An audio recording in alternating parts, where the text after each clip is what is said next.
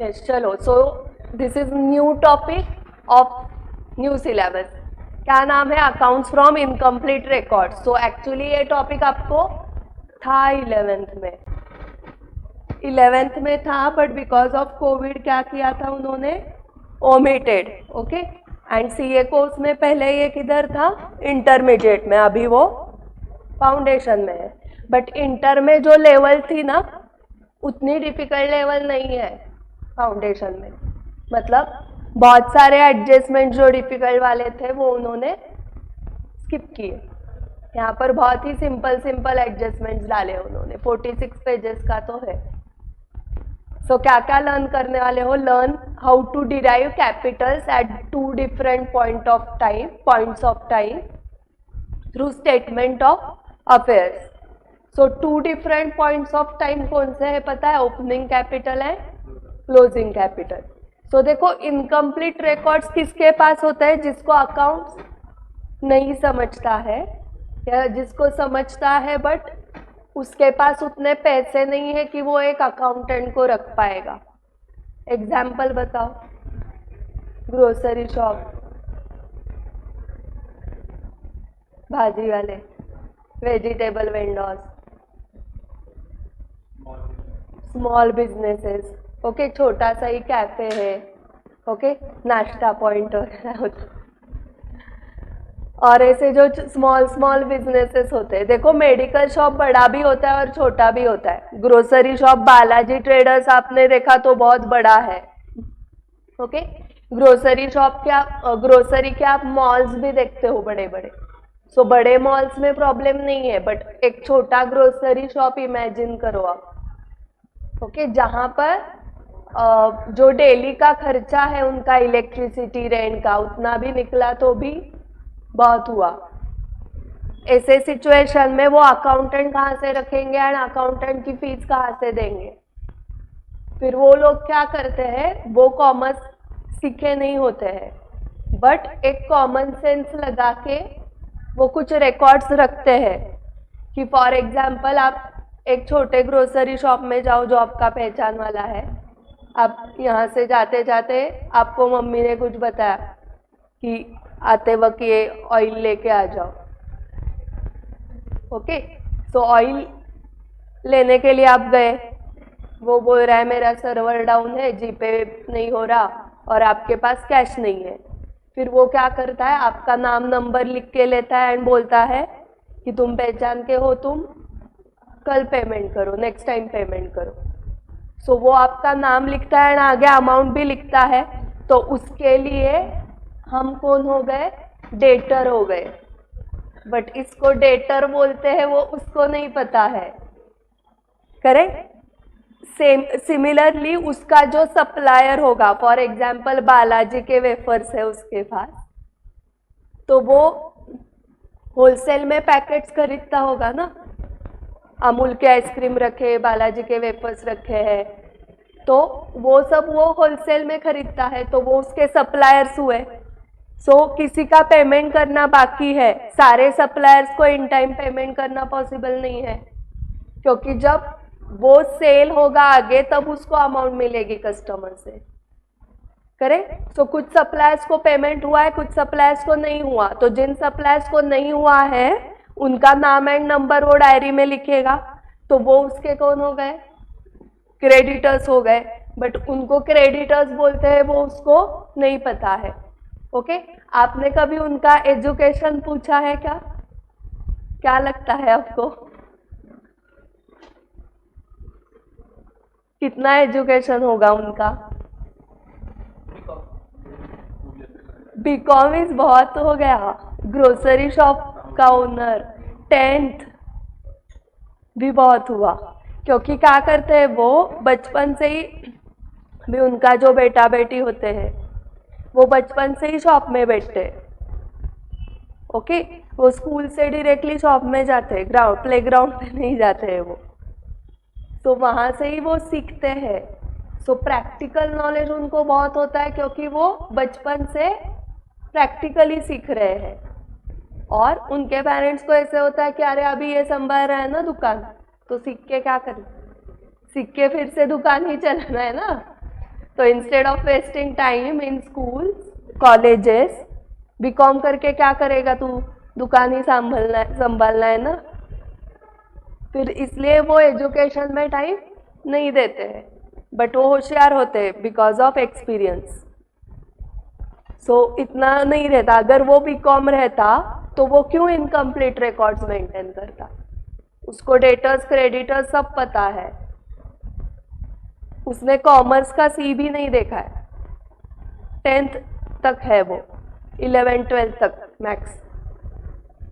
तो ये लोग जो रिकॉर्ड्स मेंटेन करेंगे ऐसे आधे अधूरे, क्या क्या मेंटेन करेंगे वो? कि जिससे आना बाकी है उनकी लिस्ट होगी, जिसको पेएबल है उनकी लिस्ट होगी, आज मुझे कैश कितनी आ गई है, करेक्ट? बैंक में मेरे जीपे फोन पे कितना स्कॅनिंग हुआ है। काय आला इन्व्हर्टरला मेसेज?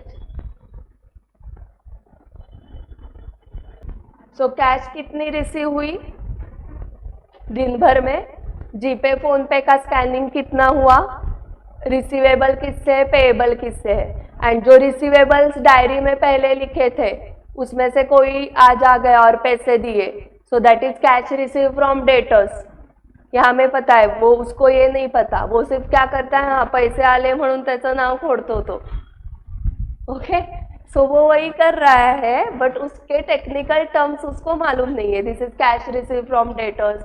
अगर उसने किसी सप्लायर को पेमेंट किया तो वो डायरी से रब कर देगा कि पेमेंट कर दिया, सो उसको ही हम बोलते हैं payment made to creditors. Okay, so ऐसे आधे अधूरे इनकम्प्लीट रिकॉर्ड से आपको वो रिकॉर्ड कंप्लीट करना है। सो आपको अकाउंट्स आता है, you can complete it, correct? तो उसको समझाने को नहीं जाना है, उसको नहीं समझेगा। आप डॉक्यूमेंट्स पूछते रहो उसको, और क्या है और क्या है और क्या है, और आप ही रिकॉर्डिंग स्टार्ट करो अकाउंटिंग। ठीक है, जो जो इंफॉर्मेशन आपको लगेगी उसको पूछो। देन कुछ इसमें उसको याद नहीं आएगा तो थोड़ा सा आपको अंदाजा लगा के कि फॉर एग्जाम्पल अभी एसेट्स वगैरह भी रिकॉर्ड करने पड़ते हैं, तो आप वहाँ पे जाके देखो, फ्रीज है मतलब एसेट है, उसके बाद फर्नीचर मतलब वो होता है ना उनका कंपार्टमेंट्स जिसमें वो सब रखते हैं, आगे एक टेबल मतलब होता है वो डेस्क, तो ये सारा फर्नीचर का पार्ट हुआ। फ्रीज है उसके पास, उसके बाद कुछ शोकेस जैसे होता है, करेक्ट, जिसमें वो वेफर्स रखता है बाहर, तो ये सब फर्नीचर है, आपको पता है। उसके पास इलेक्ट्रिसिटी के बिल्स होंगे, उससे इलेक्ट्रिसिटी रिकॉर्ड करो। उसने किसी एम्प्लॉय को रखा है तो उसको कितनी सैलरी तुम देते हो, पता होगा ना वो तो ऐसे खर्चे आपको ही इमेजिन करके रिकॉर्ड करने पड़ेंगे। ठीक है, अभी उस फिक्स एसेट्स के ऊपर डेप्रिसिएशन कितना लगाना है वो समझेगा आपको, क्योंकि आगे इंटरमीडिएट सीए फाइनल में है कि फर्नीचर के ऊपर इतना रेट लगता है, बिल्डिंग के ऊपर इतना, फिर जो उसका शॉप है वो खुद का है तो क्या लगेगा, डेप्रिसिएशन, खुद का नहीं है तो रेंट, फिर उसका कुछ सोसाइटी का मेंटेनेंस वगैरह है तो वो भी लगेगा। उसके पास अगर इंटरनेट है तो वो इंटरनेट चार्जेस, मोबाइल रिचार्ज, ये सब एक्सपेंसेस आपको रिकॉर्ड करते जाना है। ओके, समझ में आ गया? उसके पास सप्लायर्स की लिस्ट तो होगी कि तुम किससे किससे खरीदते हो, उससे आपको क्रेडिटर्स की लिस्ट मिल जाएगी, correct. And generally grocery shop वाले के केस में डेटर्स बहुत कम होंगे, पुराने ज़माने में थे क्योंकि आपके पास कैश ही नहीं है, तो वो लिखता था ना डायरी में। आज आपके पास कैश नहीं है तो आप क्या करते हो, 10 रुपए का जीपे करके भी पार्ले जी खरीद सकते हो आप।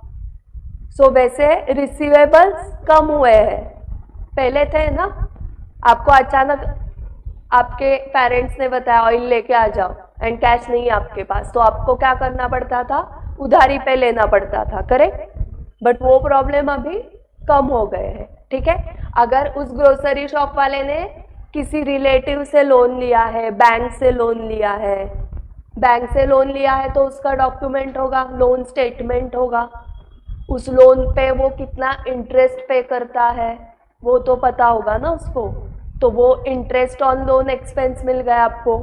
वो जो लोन लिया है वो लायबिलिटी साइड को लिखना है, करेक्ट। उसने बिजनेस में कितना पैसा डाला था वो उसको पता होगा, बट उसको ही कैपिटल बोलते हैं ये नहीं पता है उसको, तो आप उसको कैपिटल में लिखोगे, करेक्ट। सो ये सारी इंफॉर्मेशन आपको कौन दे सकता है? Owner he. एंड इंफॉर्मेशन होगी उसके पास, सिर्फ उसको टेक्निकल टर्म्स नहीं पता है कि मैंने इसमें इन्वेस्ट किया, इसको कैपिटल बोलते हैं, ये सिर्फ उसको पता नहीं, आपको वो पता है, ठीक है। सो इंफॉर्मेशन आपको कैसे मिलेगी समझा? इनकम्प्लीट रिकॉर्ड से आपको कंप्लीट करने हैं, क्योंकि वो रिकॉर्ड कंप्लीट करने हैं मतलब बैलेंस शीट टैली होनी चाहिए। सो अगर नहीं हो गई तो मतलब क्या हुआ? इधर इंटरेस्ट दिखाया है P&L को, बट लायबिलिटी को लोन ही नहीं है। सो वो हमेशा लिखते वक्त दोनों इफेक्ट्स लिखे हैं क्या मैंने? नहीं तो कैसे वो दिखेगा? अरे इधर ये इंटरेस्ट पे कर रहा है, उधर लोन नहीं, तो किसको इंटरेस्ट पे कर रहा है? सच में कर रहा है या ऐसे ही दिखा रहा है एक्सपेंस? क्योंकि इधर इंटरेस्ट है तो उधर लोन दिखना ही चाहिए। इधर डेप्रिसिएशन ऑन फ्रीज दिख रहा है, उधर फ्रीज ही नहीं है एसेट में। तो वो दोनों मैच आपको करना पड़ेगा, ठीक है। सो जो इंफॉर्मेशन ओरली आपको मिलेगी फ्रॉम द ओनर्स, वैसी ही इंफॉर्मेशन आपको एग्जाम में क्वेश्चन में मिलने वाली है, आधी अधूरी। एंड आपको अकाउंट्स के सारे जो भी नॉलेज है आपको अकाउंट्स का, दो इफेक्ट्स का, वो लगा लगा के आप कंप्लीट कर पाओगे क्या उसको? ओके। सो कैपिटल अकाउंट्स वो बोल रहे हैं कैपिटल के balances opening and closing. Balance at two different points, मतलब डिफरेंट पॉइंट्स कौन से? वो ओपनिंग क्लोजिंग, वो आपको फाइंड आउट करने हैं through what? Through preparing statement of affairs. So what is statement of affairs आगे देखेंगे हम। दूसरा पॉइंट क्या सीखना है आपको?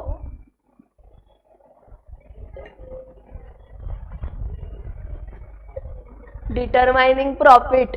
प्रॉफिट P&L बना के नहीं निकालना है। Opening capital and closing capital. अगर ओपनिंग कैपिटल 1 लाख है एंड क्लोजिंग 1,50,000 है, तो 50,000 से कैपिटल बढ़ गया because of addition of profit. So difference between closing and opening is profit, ऐसे निकाला जाता है। ओके। उसने कुछ एडिशनल कैपिटल लाया है तो वो भी कंसीडर करेंगे, बट एडिशनल कैपिटल नहीं लाया है कुछ बिजनेस में एंड फिर भी कैपिटल का बैलेंस बढ़ गया है, इसका मतलब प्रॉफिट हुआ है। एंड अगर क्लोजिंग कैपिटल कम हो गया है तो लॉस हुआ है, करेक्ट, क्योंकि opening capital less loss is equal to closing capital. तो प्रॉफिट कैसे फाइंड आउट करना है समझा? सो फर्स्ट इसमें हम क्या करने वाले हैं? पहले ओपनिंग क्लोजिंग कैपिटल निकालेंगे, फर्स्ट बुलेट। सेकेंड बुलेट में उसका डिफरेंस इज आइदर प्रॉफिट और लॉस। एंड तीसरे में फिर ट्राई करो trading P&L balance sheet prepare करने के लिए फ्रॉम द इनकम्प्लीट रिकॉर्ड्स। इतने 3 ही पॉइंट्स हैं, ठीक है। So definition of single entry system and its feature. So single entry system मतलब सिंगल रिकॉर्ड, जैसे डायरी में उसने लिख दिया कि मिस्टर XYZ से 500 आना बाकी है, XYZ का ये कॉन्टैक्ट नंबर है। सो मैंने सिंगल एंट्री की, मैंने mister XYZ account debit to sales account, ऐसे क्रेडिट सेल्स की एंट्री नहीं की, नहीं तो वो डबल एंट्री हो गया। मैंने सिर्फ डायरी में डेटर का नाम लिखा, मतलब मैंने कितने इफेक्ट दिए? 1, इसलिए वो सिंगल एंट्री हो गई। वैसे ही सप्लायर का नाम आपने सिर्फ लिख दिया, but purchases account debit to supplier ऐसे नहीं लिखा, सो वो क्या हो गई? Single entry. Double entry is purchases to supplier. वो क्यों नहीं डबल एंट्री कर सकता? हाँ, उसने अकाउंट सीखा ही नहीं है ना। हर ट्रांजैक्शन के 2 इफेक्ट्स होते हैं, ये जो फर्स्ट चैप्टर है 11 कॉमर्स का, वो उसने सीखा ही नहीं है, इसलिए वो कैसे सिस्टम मेंटेन करेगा? सिंगल एंट्री से, ठीक है। एंड उसके फीचर्स देखने वाले हैं। Types of single entry system, उसके भी टाइप्स है, हाँ मतलब वो ये टाइप्स कैसे बने? कि लोग कैसे मेंटेन कर रहे हैं उस हिसाब से. Okay. Then determination of profit by comparing capitals at different points of time, statement of affairs and its comparison with balance sheet. So there is a difference between balance sheet and statement of affairs, and techniques of obtaining complete information for preparation of financial statements. So financial statements में क्या क्या आने वाला है? Trading account, profit and loss and balance sheet.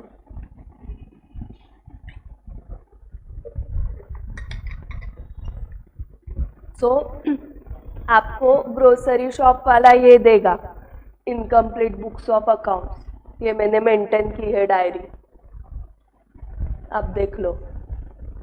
फिर you need to completion of double entry in all transactions. उसके diary में जो मिस्टर XYZ रिसीवेबल है उससे आप क्या एंट्री करोगे? Mister XYZ account debit to sales. ऐसे उस डायरी में जितने ट्रांजैक्शंस है उस सबको आपको जर्नल एंट्रीज में कन्वर्ट करना पड़ेगा. देन अकाउंटिंग प्रोसेस लगाओ. क्या है जर्नल एंट्री के बाद प्रोसेस? लेजर के बाद ट्रायल बैलेंस के बाद preparation of financial statement, trading P&L balance sheet. ठीक है. सो एग्जाम में क्वेश्चन में क्या दिया जाएगा? फर्स्ट बॉक्स, एंड आगे के सब आपको करने हैं. मतलब हमें जो डिफरेंट चैप्टर्स थे ना 11th में, एक जर्नल, एक लेजर, एक ट्रायल बैलेंस, एक फाइनल अकाउंट्स, ऐसे जो 4 चैप्टर्स थे वो 4 ही एक ही चैप्टर में करना है आपको. ठीक है. Now techniques of obtaining complete accounting information. So आप कैसे कैसे इंफॉर्मेशन लोगे उस ग्रोसरी शॉप वाले से? जनरल टेक्निक्स लगाओ. Derivation of information from cash book. So proper cash book नहीं रहेगा बट एटलीस्ट किससे रिसीट आई है, किसको पेमेंट्स किए हैं. Analysis of sales ledger and purchase ledger. Okay. कुछ थोड़ा सा होशियार है, थोड़ा बहुत 11th 12th आधा अधूरा किया है उसने अकाउंट्स का, तो एटलीस्ट उसको परचेस सेल रिकॉर्ड करने को आएगा. सेल्स लेजर में कौन से लेजर अकाउंट्स होते हैं? Customers account and sales account and sales return. And purchase ledger में purchases account, purchase return and creditors. So at least उतना मेंटेन किया है उसने तो आपको थोड़ा इजी जाएगा. Then distinction between business expenses and drawings. Okay. देखो उसको ये भी नहीं समझता होगा, जो भी आज पैसे आए हैं चलो मिठाई लेके जाते हैं घर पे. सो पैसे जो आए वो बिजनेस एक्सपेंस के लिए यूज करने हैं, बट उसने वो मिठाई के लिए यूज किए. ओके. आज सगळ्यांना नवीन कपडे घरी. सो वो क्या हो गया? बिजनेस इनकम से ड्राइंग हो गया ना. ओके. आप उसको सिर्फ ऐसे पूछोगे आज जो कैश आई उसका क्या किया. अगर उसने बताया मिठाई खरीदी तो वो ड्राइंग्स हो गया. कपड़े खरीदे, ड्राइंग्स हो गया. एंड अगर उसने बोला कि इस पैसे से मैंने सप्लायर का पेमेंट किया तो फिर आप एंट्री करोगे creditors account debit to bank या कैश. मतलब वो बिजनेस एक्सपेंस के लिए उसने यूज किया ना. उसको बिजनेस करने को आता है बट उसका अकाउंटिंग कैसे करना है वो टेक्निकल टर्म्स कुछ नहीं पता है. मतलब ये जो पैसे आए वो मैंने कहाँ पर यूज किए वो बता सकता है आपको, बट इसको ड्राइंग्स बोलते हैं पर्सनल यूज के लिए किया तो, एंड बिजनेस के लिए किया तो एक्सपेंस बोलते हैं. ये उसको नहीं पता, बट उसके इंफॉर्मेशन से आपको पता है कि अगर वो मिठाई लाता है तो क्या ट्रीटमेंट देनी है बुक्स में, अगर वो सप्लायर्स को पेमेंट करता है तो क्या ट्रीटमेंट देनी. ठीक है. And fresh investment by proprietors और पार्टनर्स. फ्रेश इन्वेस्टमेंट मतलब क्या किया है उसने? कैपिटल इंट्रोड्यूस किया है. Now sources utilised by accountant, collection of necessary information about assets liability. ये देखा हमने, उसके शॉप में जाओ देखो क्या दिख रहा है, एसेट्स लायबिलिटीज, कुछ लोन वगैरह लिया है क्या पूछो. And derivation of opening and closing capitals. So वो उसके लिए क्या प्रिपेयर करना है आपको, कौन सा statement, statement of affairs. So introduction वाला ये पढ़ोगे पूरा पैराग्राफ, वहां से ही सिंगल एंट्री सिस्टम मतलब क्या आपको समझेगा एंड उसके फीचर्स भी समझेंगे।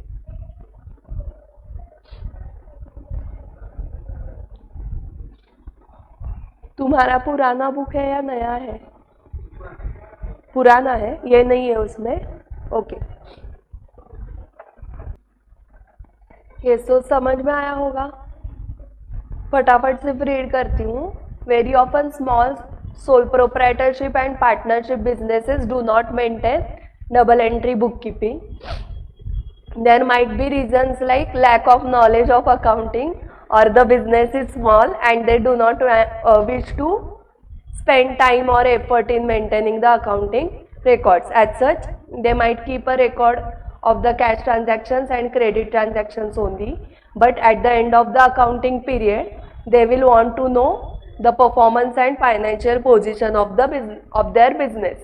So performance मतलब प्रॉफिट हुआ है या लॉस, एंड फाइनेंशियल पोजीशन मतलब मेरे पास एसेट्स कितने हैं, liabilities. Think of a grocery vendor who sells vegetables on a street or runs a small shop. Is he expected to learn accounting normally? No. He is only looking at the keeping a record of few items, including what amount is he supposed to pay for items purchased on credit from its supplier, what cash has he collected by selling those vegetables. In case he runs a shop, how much amount has he paid for rent or electricity expenses. In case he sells some items on credit, how much is he supposed to receive from that customer. So there might be other reasons for incomplete records, such as accounting records are destroyed by accidents such as fire. So records maintain करते हैं वो बड़े लोग हैं, but fire में क्या हुआ, आग में वो रिकॉर्ड्स जल गए। Some essential figure is unknown and must be calculated as a balancing figure. So ऐसे आधे अधूरे जले हुए रिकॉर्ड से आपको वो एज अ बैलेंसिंग फिगर करके कंप्लीट करना पड़ेगा। For example, due to inventory being damaged और डिस्ट्रॉयड।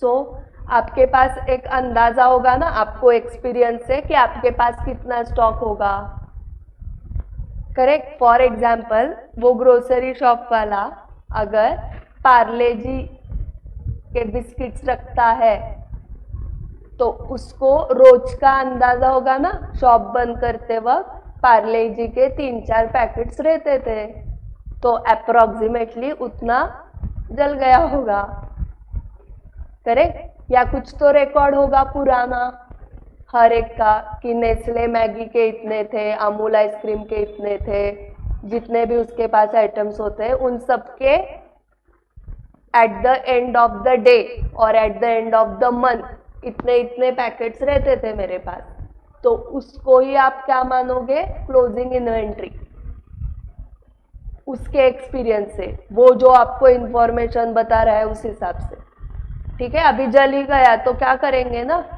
पास्ट एक्सपीरियंस से ही रिकॉर्ड मेंटेन करना पड़ेगा कि इसके पास कितना इन्वेंट्री जनरली रहता है।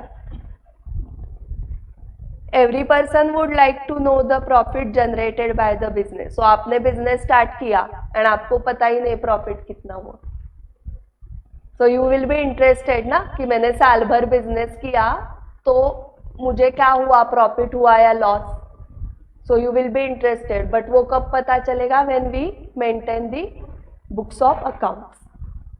What we expect to learn is how to use those records to arrive at the profit or loss earned by the business or understand the financial position of that business. This chapter discusses how to complete the accounts from available incomplete records and addresses the problems faced by a single entry system.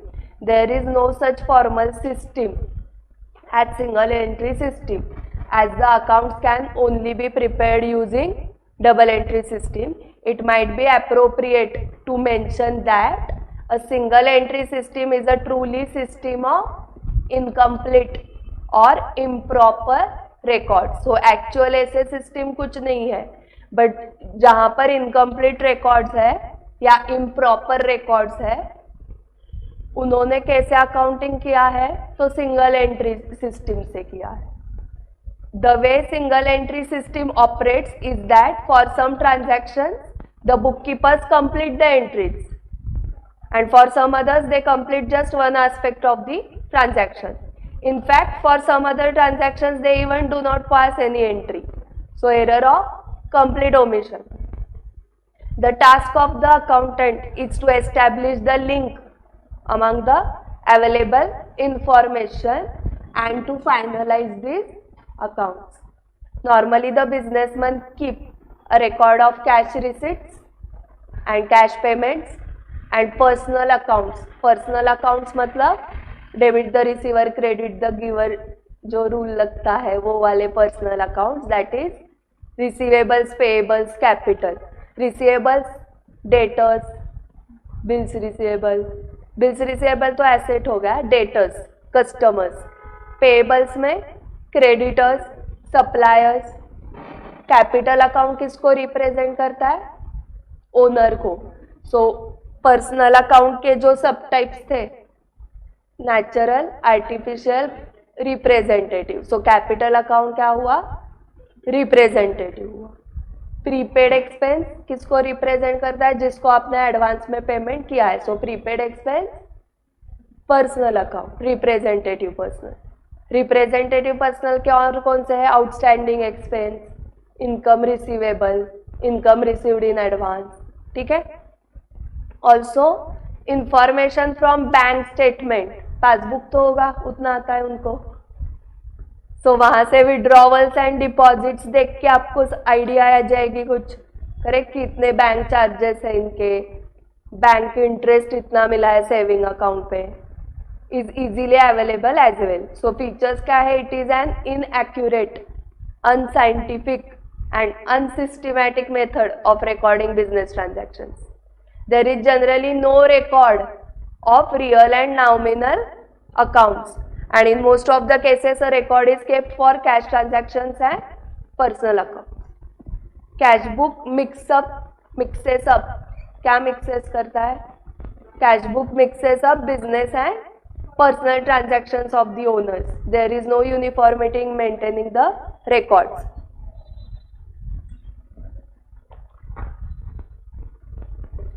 So this system may differ from firm to firm depending on the requirements and convenience of each firm. Each firm की, each business की जो requirement है या convenience, मतलब उनको जितना convenient है, उनको जितना आता है, उस हिसाब से सिस्टम डिफर होती है.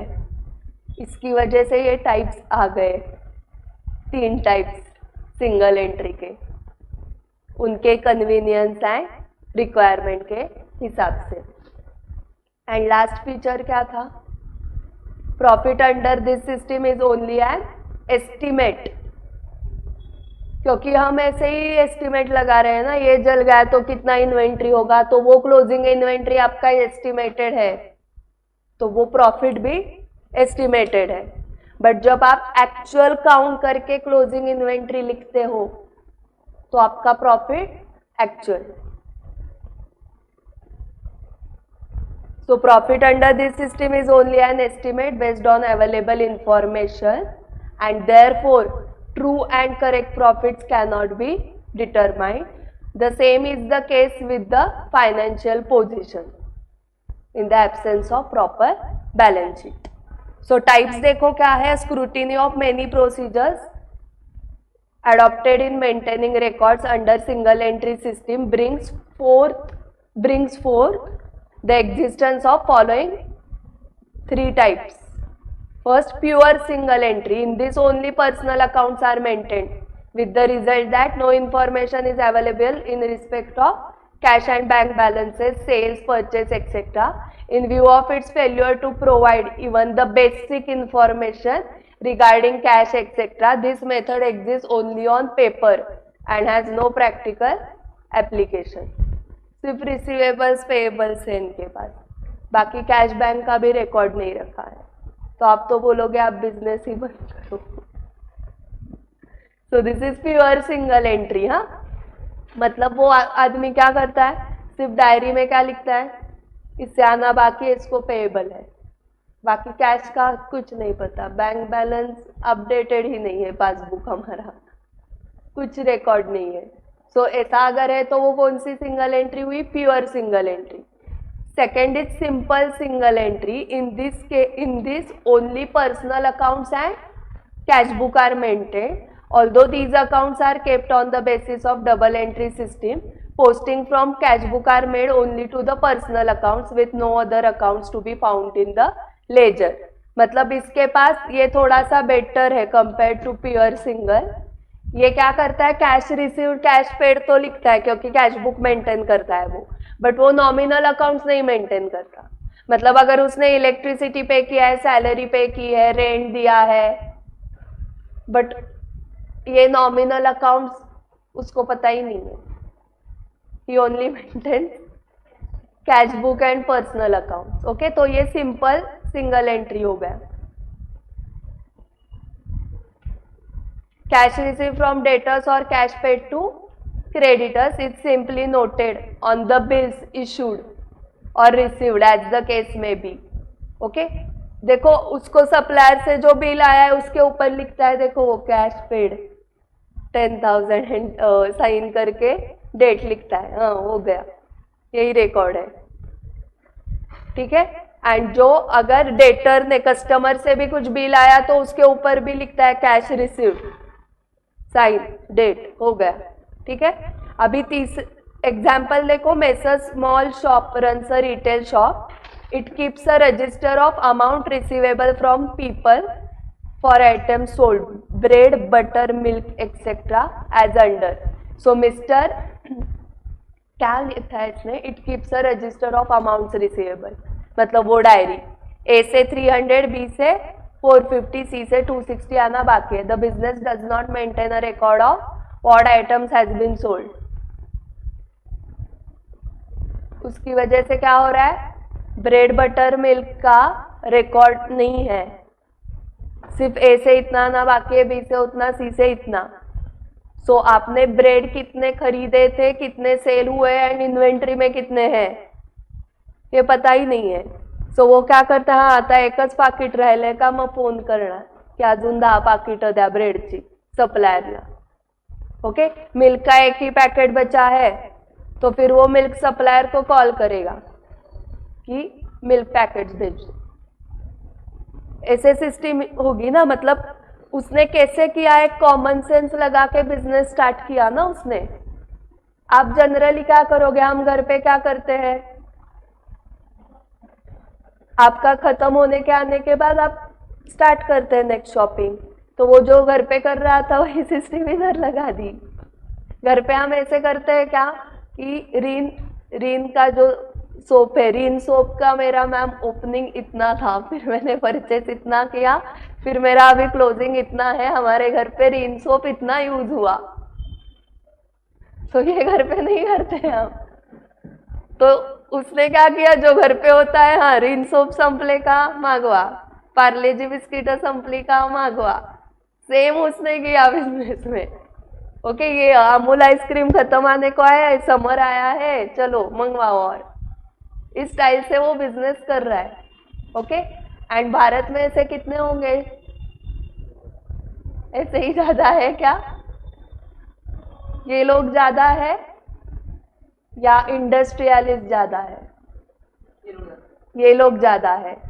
तो इनको कौन फिर हेल्प करेंगे, क्या, क्यों, बड़ा होना नहीं है उनको, उनको नहीं इंडस्ट्रियलिस्ट बनना है, नहीं उन्होंने एजुकेशन नहीं लिया इसलिए नहीं बन पा रहे। अभी ग्रोसरी तुम, रिलायंस वाले ने क्या किया, रिलायंस वाला भी जो मॉल में बेचता है वो सोप ही बेच रहा है। तो एक ग्रोसरी शॉप वाले को तुमने अगर इंफॉर्मेशन दी, उसको कंसल्टेंसी दी, तो वो भी मॉल खड़ा कर सकता है।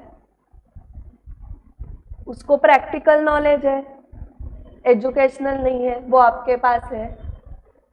सो सीए का काम कंसल्टेंसी भी देना है, मेन रोल तो कंसल्टेंसी ही है अभी।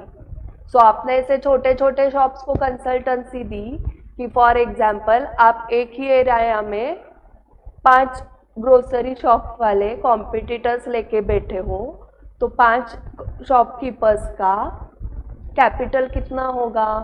तो आप 5 मिला के एक मॉल ही खड़ा कर दो ना इधर, 5 पार्टनर्स का। ये आइडिया उनको आएगी क्या बताओ?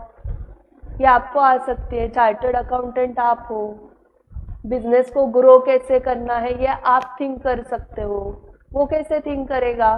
उसको एजुकेशन नहीं है, वो सिर्फ क्या करेगा, मॉर्निंग हो गई शॉप ओपन करना है, ओके आज क्या क्या खत्म हुआ है, कॉल किया, मंगवाया, आज दिन भर में इतना सेल हुआ, बंद किया शॉप, घर गया, कल जाके वही, और यही कंटिन्यूएशन में रहा तो वो पूरे जिंदगी भर में ग्रो नहीं कर पाएगा, वो उसी शॉप में रहेगा, ओके 20 साल होने के बाद भी। फिर उसकी जो नेक्स्ट जनरेशन आएगी उसको एजुकेशन के पैसे भरने के लिए भी पैसा नहीं रहेगा, क्योंकि उसने 20 साल शॉप चला के क्या मिला उसको। और यही एजुकेशन की वजह से आपने कुछ बिजनेस स्टार्ट किया, आप सीए हो गए, ओके मान लो आपने ग्रोसरी शॉप डाला सीए होने के बाद, तो आपका ऐसा रहेगा ग्रोसरी शॉप या वो मॉल में कन्वर्ट होगा? बालाजी ट्रेडर्स आपने देखा है, क्या अलग कर रहा है वो? सोप ही सेल करता है ना, वही ग्रोसरी आइटम्स, बट वो करोड़पति है। कैसे? तेच तर सेल करतोय। आप भेल खाते हो, कल्याण भय, गणेश भय, ये प्राइवेट लिमिटेड कंपनीज है, ये एक्सपोर्ट करते हैं, ओके रोहित वड़े वाले वो करोड़पति है, रोहित वड़े वाले का बंगलो है, कहाँ पर है पता है? रसिका मैम के घर के सामने रोहित वड़े वाले का बंगलो है, हम गए थे रसिका मैम के घर तब दिखाया उन्होंने, 3 फ्लोर्स का बंगलो। काय करून वड़े विकून, अभी प्रेस्टीज के सामने भी नया वड़ा पाव वाला आया है, वो 3 फ्लोर का बंगलो ले सकता है क्या बताओ? क्यों नहीं? क्या फर्क है रोहित वड़े वाले और उसमें? उसको ग्रो कैसे करना है नहीं पता है, ओके वो शार्क टैंक देखता नहीं है, और देखा भी तो उसको समझेगा नहीं। आपको शार्क टैंक समझता है because you are a commerce student, you are a CA student, वो क्या गाइडेंस दे रहे हैं शार्क वो आपको समझता है, बट यही आप आपके नॉन कॉमर्स फ्रेंड को दिखाओ, उसको समझेगा क्या क्या चल रहा है, कितना बोर रियलिटी शो है। Instead of that dance show देखो बोलेगा वो, क्या देखते हो तुम, ओके आपने ये देखा होगा कि ग्रोसरी शॉप या कौन से भी शॉपकीपर्स दिन भर टाइम पास करते हैं, जब तक कस्टमर नहीं आता क्या करना है, कुछ नहीं, बट अगर उसको शेयर मार्केट का एजुकेशन है तो वो क्या करता, कस्टमर आने तक बैठे बैठे क्या करे, शेयर ट्रेडिंग करे, share trading, crypto, okay foreign currencies, इसमें मार्केट का स्टडी करके वो कमा सकता है, बट अगेन ये इनकम सोर्स होते हैं बैठे बैठे, यही उनको पता नहीं है, ओके शेयर्स का तो आपको पता है, क्रिप्टो करेंसी भी पता है जो एक्चुअल करेंसी नहीं होती है, उसके बाद जो बॉन्ड्स वगैरह होते हैं उसमें क्या होता है, आपके गोल्ड बॉन्ड्स है आपके पास, ओके सो गोल्ड के प्राइजेस बढ़ गए थे अभी, सो आपके बॉन्ड है आपके पास, गोल्ड नहीं, एक्चुअल ऑर्नामेंट्स नहीं है गोल्ड के, बट गोल्ड के बॉन्ड्स है आपके पास, गोल्ड बिस्किट्स है आपके पास, ओके आपने 100 रुपीज को खरीदा है उसको, और अगर वो बढ़ गया प्राइस तो आपके बिस्किट का क्या होगा, उस गोल्ड बिस्किट का प्राइस, हाँ तो वो सेल किया आपने, तो बैठे बैठे पैसे मिल गए ना आपको। बट ये कब समझेगा आपको कि गोल्ड प्राइस के प्राइजेस बढ़ गए हैं, क्योंकि उसका स्टडी आपने किया है, आपको समझता है शेयर मार्केट को रीड कैसे करना है, ये आपको है सीए इंटर एंड फाइनल में। ठीक है, उसके बाद फॉरेन करेंसीज, आपने फॉर एग्जांपल डॉलर्स परचेस किया आज 70 रुपीज को। ओके, कितने डॉलर्स खरीदने हैं? $10।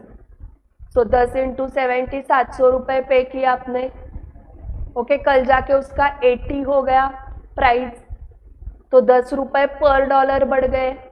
आपके पास ऐसे $10 थे, तो आपको 100 रुपये ऐसे ही मिल गए ना। तो ये जो मैंने अभी बताया वो आपको फास्ट समझा। तो ऐसे बैठे बैठे दिन भर उसने 1000 कमाया, तो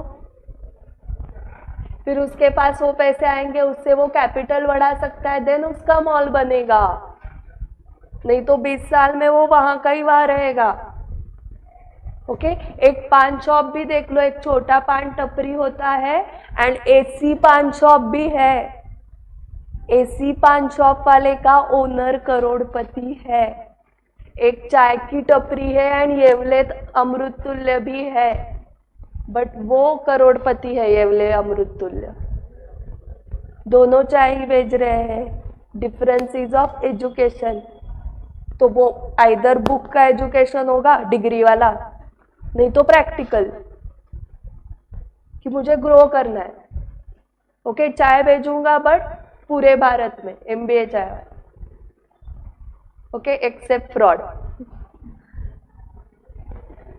तो हम कुछ भी सेल कर सकते हैं, हमारा जो फील्ड है, हम किसी को भी गाइड कर सकते हैं। एक चाय की टपरी वाले को लेके आप डायरेक्टली रिलायंस के ओनर को भी गाइड कर सकते कि और तुम्हें रिलायंस वाला है ऑलरेडी बड़ा, बट वो और बड़ा कैसे हो सकता है? वर्ल्ड वाइड हो सकता है ना। वर्ल्ड वाइड भी स्कोप है अभी भी उसको। सारे जगह रिलायंस मॉल देख कहाँ पे है? भारत के बाहर है रिलायंस मॉल, तो है ना स्कोप बढ़ने के लिए उसको भी। तो ये काम आप ही कर सकते हो, करेक्ट। सो आपको सिंपल समझा क्या ये क्या कर रहे हैं?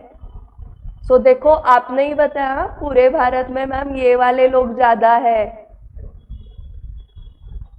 एंड इनको कुछ पता ही नहीं है, इसलिए वो 20 साल उधर के उधर ही है।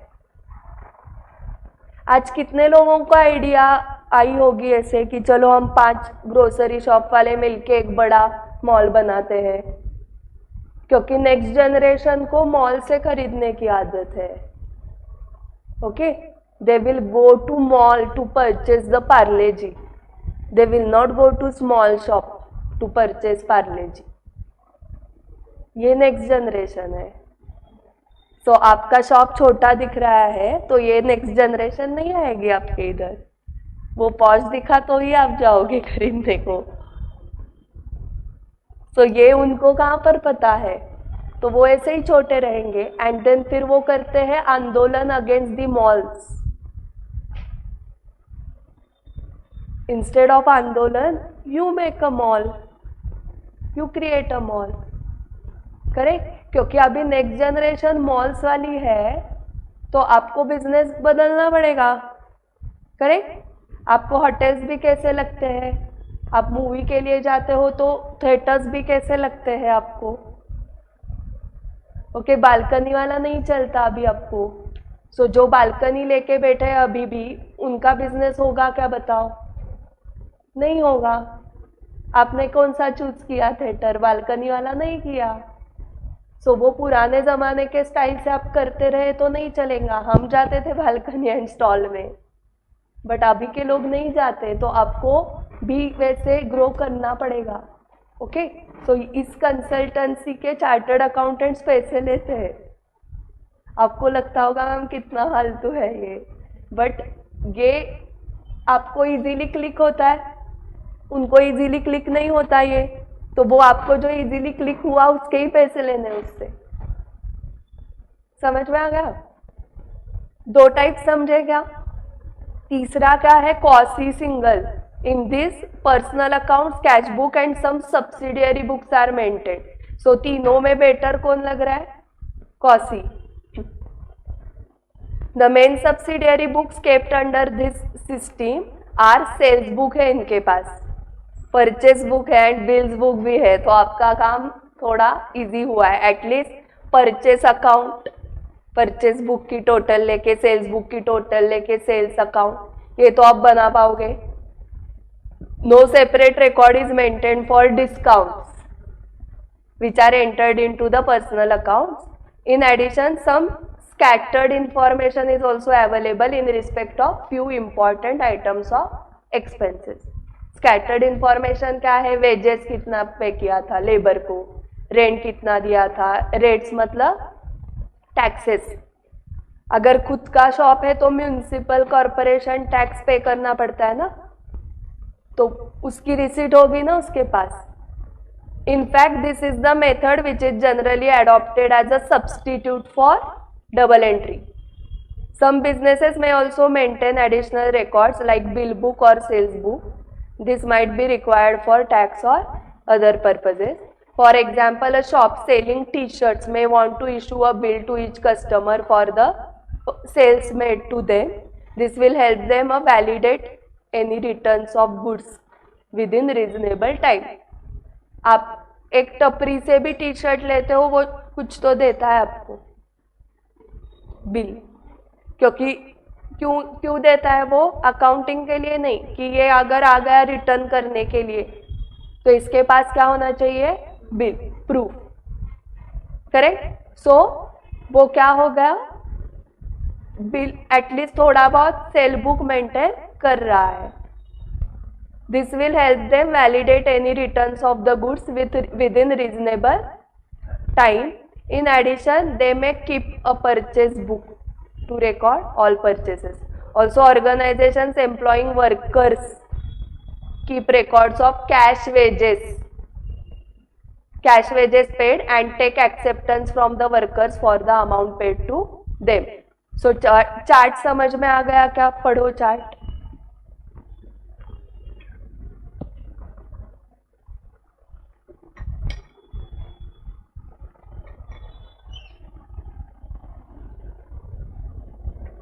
समझ में आ गया chart? Now ascertainment of profit by capital comparison. This method is also known as important net worth method or statement of affairs method.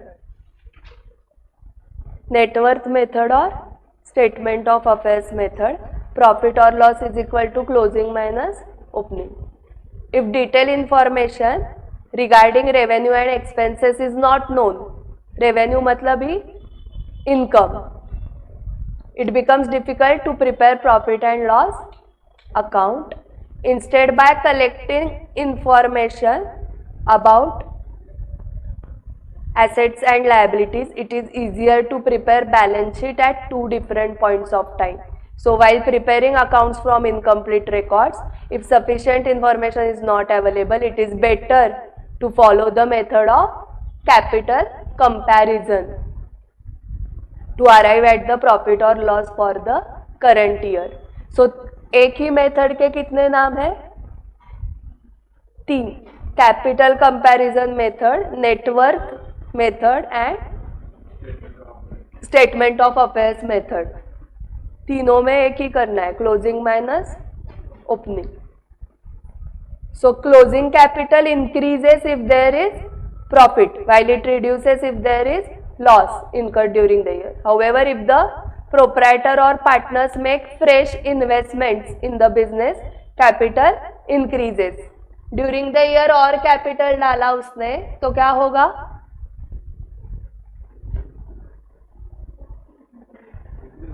Correct, capital increase होगा.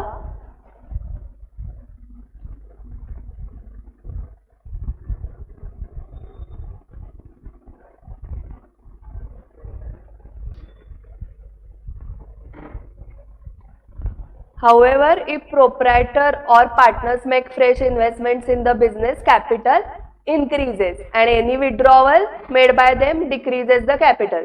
The following points shall be considered while computing the profit or loss under capital comparison method. So देखो कहाँ से start करना है. कहाँ से start किया है? Capital at the end of the year. So आप ओपनिंग से सोचो. ओपनिंग में अगर एडिशनल कैपिटल इंट्रोड्यूस किया तो आप ऐड करोगे, ड्रॉइंग्स किए तो लेस करोगे, तो आप आ जाओगे क्लोजिंग कैपिटल पे। अभी क्लोजिंग कैपिटल से ड्रॉइंग्स ऐड करने पड़ेंगे रिवर्स, एंड एडिशनल कैपिटल जो इंट्रोड्यूस किया था वो लेस करना पड़ेगा, then you will come to opening. हो गया। सो क्लोजिंग कैपिटल में ड्रॉइंग्स ऐड बैक करो क्योंकि वो लेस किया था ना, रिवर्स जाना है, एंड जो कैपिटल इंट्रोड्यूस ऐड किया था वो लेस करना पड़ेगा, तो आपको कैपिटल एट द बिगिनिंग मिलेगा। ठीक है। एंड फिर क्लोजिंग एंड ओपनिंग का जो डिफरेंस है कैपिटल का, दैट इज प्रॉफिट और loss. So you are required to calculate the profit or loss for the year. Raju does not maintain proper records of his business. However, he provides the following information. Opening, closing दिया है, drawings during the year, capital added during the year. So आप start करोगे closing से 12,500, add drawings, less capital. 12,500 plus 3,000 minus 3,750 जो introduce किया वो, तो कितना आया 11,750, हाँ, एंड माइनस ओपनिंग करो 10,000, 1,750 is the net profit. Okay, यही ओपनिंग से अगर करोगे तो 10,000 एड 3,750 मतलब वो हो गया 13,750, ड्रॉइंग्स लेस करो 3,000, सो 10,750 क्लोजिंग आ रहा है, बट वो बोल रहे हैं क्लोजिंग 12,500 है, so difference is because of profit. Okay, so आप स्टार्ट से भी जा सकते हो या एंड से भी जा सकते हो। ठीक है, स्टार्ट से गए तो 10,000 opening capital plus additional 3,750 less drawings 3,000, तो ऐसे करके क्लोजिंग आपका आया होगा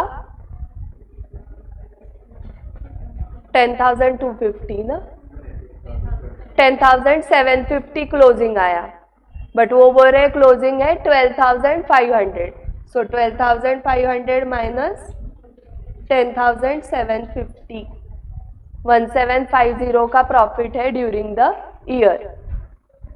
ठीक है, या उन्होंने ये क्या प्रिपेयर किया है, कैपिटल अकाउंट है ना, by balance brought down 10,000, to balance carried down 12,500, दोनों क्वेश्चन में दिया है ओपनिंग क्लोजिंग, टू ड्रॉइंग्स दिया है 3,000, बाय एडिशनल कैपिटल मतलब बाय बैंक कितना था 3,750, so balancing figure is by net profit 1,750।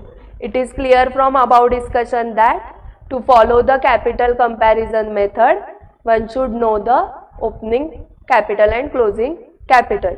This should be determined by preparing statement of affairs at the two respective points of time. So देखो, आपका जो shopkeeper है client, वो आपको ऐसे देने वाला है कि मेरा ओपनिंग कैपिटल 10,000 है एंड क्लोजिंग 12,500 है, सो वो भी आपको निकालना है कैपिटल। सो आपको अकाउंटिंग इक्वेशन आता है, capital is equal to assets minus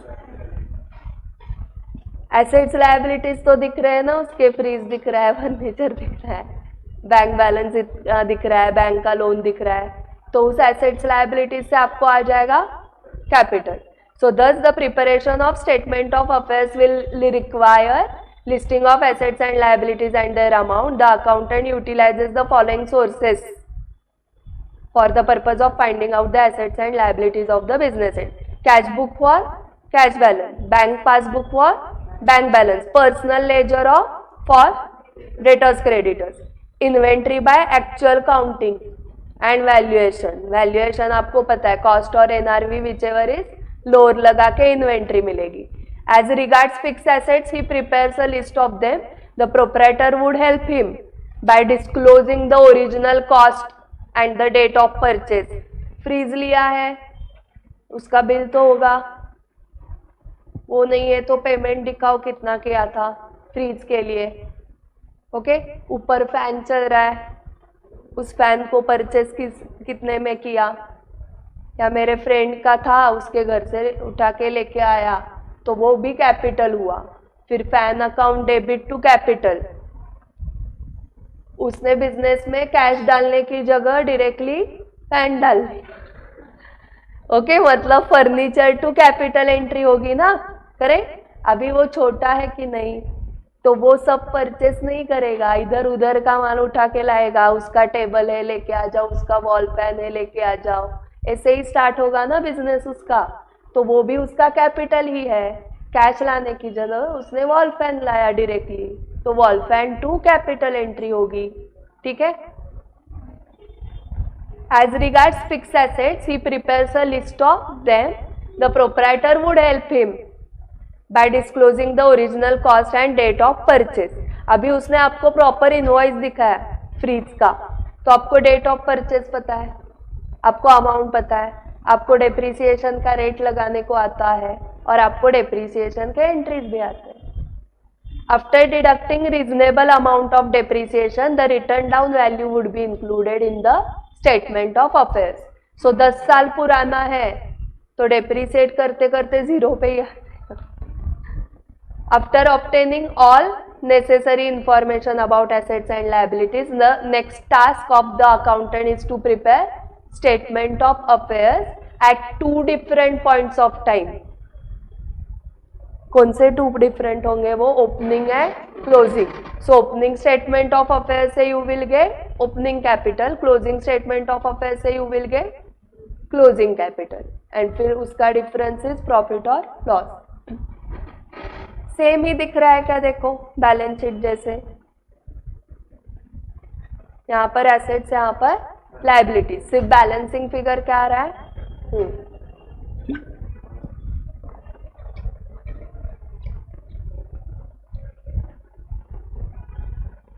so illustration 2 में उन्होंने प्रॉफिट लॉस ही कैलकुलेट करने को बोला है, but by preparing statement of affairs, मतलब पहले स्टेटमेंट ऑफ अफेयर्स प्रिपेयर करके क्लोजिंग ओपनिंग आ जाएंगे एंड देन प्रॉफिट आएगा। सो आप सॉल्व कर पाओगे? मैं दूं 5 मिनट आपको, एंड जो नहीं आ रहा वो पूछो, टाइमर लगा रही हूँ मैं। राकेश स्टार्टेड हिज बिजनेस है, हाँ, सो ओपनिंग होगा क्या? तो he invested a capital of 1 lakh, तो opening capital is 1 lakh, and on 31st March 22 he has the following information available as per the single entry. So आपको closing statement of affairs T form में फटाफट करो, and then you will get closing capital ना।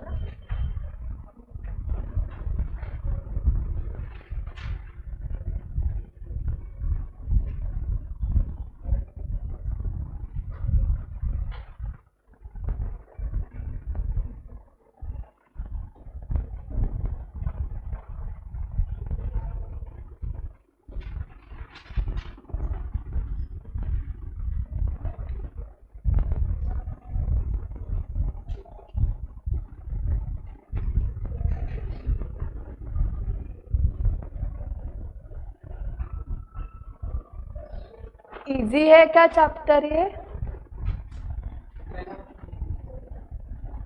सो कैसे है कि वो आया है इंटरमीडिएट से, बट मत डरो, उन्होंने जो कंटेंट दिया है वो 11th टेक्स्ट बुक जैसा दिया है, जो 11th में आपने नहीं सीखा था। सो डरो मत कि इंटर से आया है मैम, तो इंटर वाला लेवल इधर नहीं दिया है उन्होंने। सो एक बार फिर से नंबर बताओ मुझे, 2 3 4 5। Okay, online students 3 4 5 homework illustrations के, और अभी तक आरटीपी वगैरह नहीं आया है क्योंकि आपके पास सिर्फ इतने ही क्वेश्चंस हैं। And RTP MTP. बस हो गया, इस चैप्टर का कुछ है नहीं बाकी।